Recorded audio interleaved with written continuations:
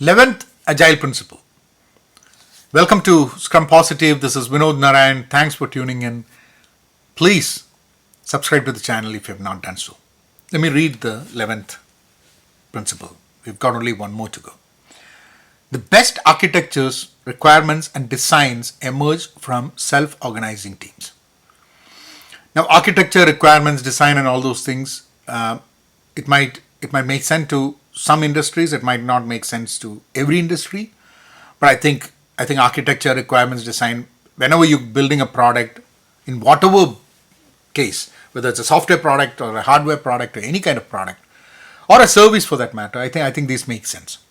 Now, what's important in this particular principle is a self-organizing team. Now, over the last, 2-3 years, there's this whole concept of self-managing teams. Now, self-organizing teams come up with the best architecture and design. So what is a self-organizing team? How do you know if a team is self-organizing or self-managing? If you're a Scrum Master, and if you think that you're the person who runs the daily stand-up, where it's not necessary that the Scrum Master should run the daily stand-up, because daily stand-up is something the teams should do, and whether the Scrum Master is there or not, the team should be able to do it. Any meeting that you facilitate, if you're not there, will the team wait, drop off, or continue doing it?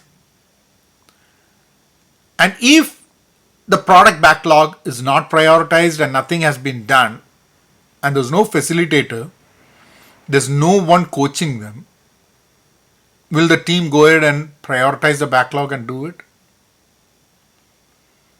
Will they do a retrospective when they're done with the sprint? Will they decide that I don't want to take this work for the next sprint because I don't think we'll be able to complete it? Will they have a conversation as to whether it is going to be important? What is the cost of not delivering it? And trying to come up with the right features that need to be built. Will the team as a single unit start looking at the work that they're committing and delivering?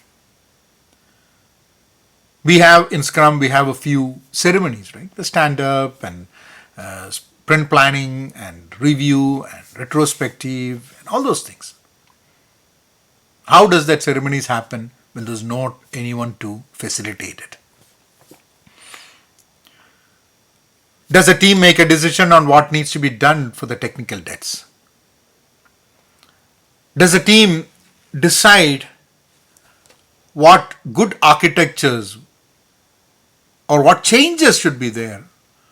If they find out that there is a problem, will they take the initiative and directions to organize themselves and other people and kind of come to a solution or the better solution?